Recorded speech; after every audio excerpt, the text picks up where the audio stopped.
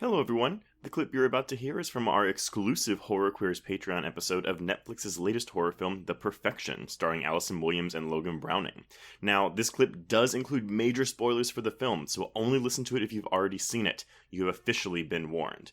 And if you'd like to hear the full episode, just head on over to patreon.com/horrorqueers and subscribe today. Without further ado, here is your exclusive Patreon clip.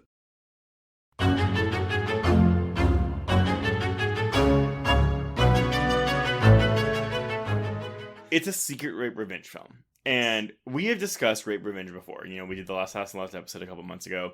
It's not an easy genre to watch. And it's not a genre that you just like show people. Mm-hmm. So I can only imagine what unsuspecting viewers who put this on expecting a Black Swan cello movie. And suddenly end up with this. Yes. Yeah. Now granted, I as a cisgender white male who has never been sexually abused, I enjoyed it, and I enjoyed the catharsis of watching. I know. But I enjoyed the catharsis of watching these two women come together. Right. You know, strengthen each other through their mutual trauma, and kill this. Well, actually, I'm sorry, not kill this fucker, but torture him and kill his partner, who was aiding and abetting them. Yeah, all the enablers die, and the person who was perpetuating these acts suffers arguably maybe a worse fate. So, but we haven't gotten to Lizzie's turn. But what do you think of this, the reveal? Oh, she was raped. She's getting revenge. Okay, so this to me was where the film, it didn't lose me per se, but it didn't deliver the expectation that I kind of expected. So what were you expecting? I thought that it was going to be more ritualistic and cultish. Okay. So in hindsight, the thing that I ended up comparing this film most to was Martyrs. Okay. So about shifts and turns, a focus on two females coming together and finding strength to come back and combat their abusive narrative.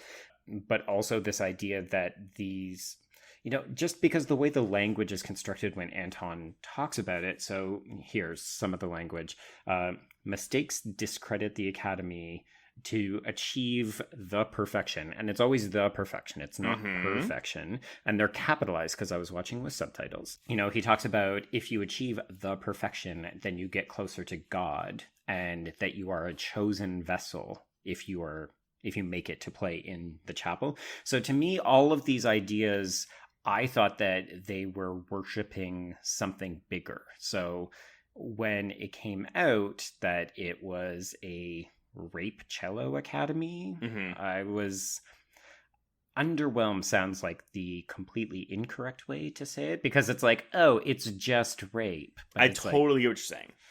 So it's one of those things where I guess I thought that it was going to be otherworldly, and when I found out that it was just a terrible, it's a prestigious academy that's abusing their privilege by luring vulnerable women and maybe men, and then, sexually abusing them for presumably many, many, many years. Because that was the other thing, is Lizzie was still living in that house, and she's also a late 20-somethings girl. So the abuse doesn't seem to end, or they're so indoctrinated into it that they become accomplices, as you suggested.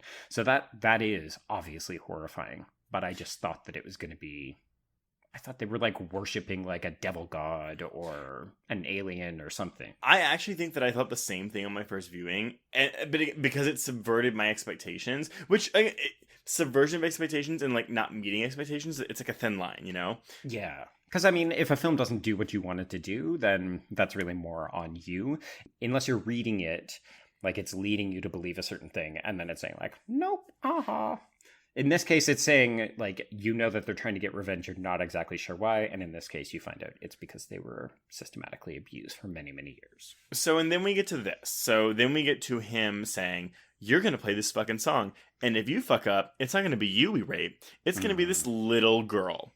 Yeah. And this is where some of the criticisms I've seen have been is exploiting sexual abuse.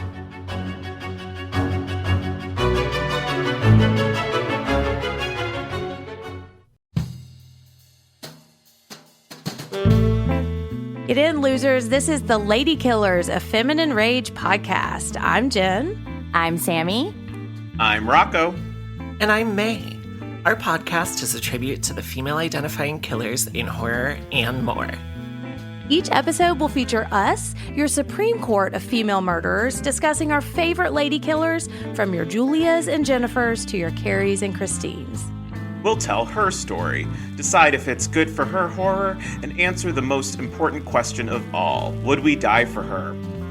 Join us on Thursdays as we pull on our sweaters, snatch our ice picks, sharpen our scissors, and honor the lady killers who live on the silver screen.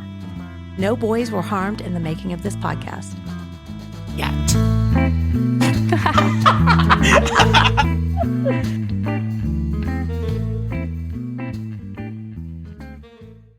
It was late in the afternoon when the professor and I took our way towards the east, whence I knew Jonathan was coming.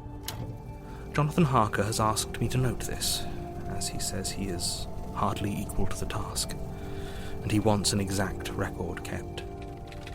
Dear Madam Mina, I have read your husband's so wonderful diary. Strange and terrible as it is true. I will pledge my life on it. God preserve my sanity, for to this I am reduced.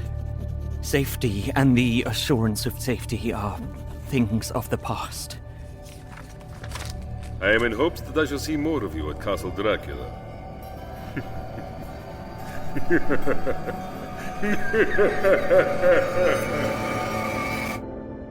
Listen to Regarding Dracula wherever you listen to podcasts, or find us online at bloody.fm.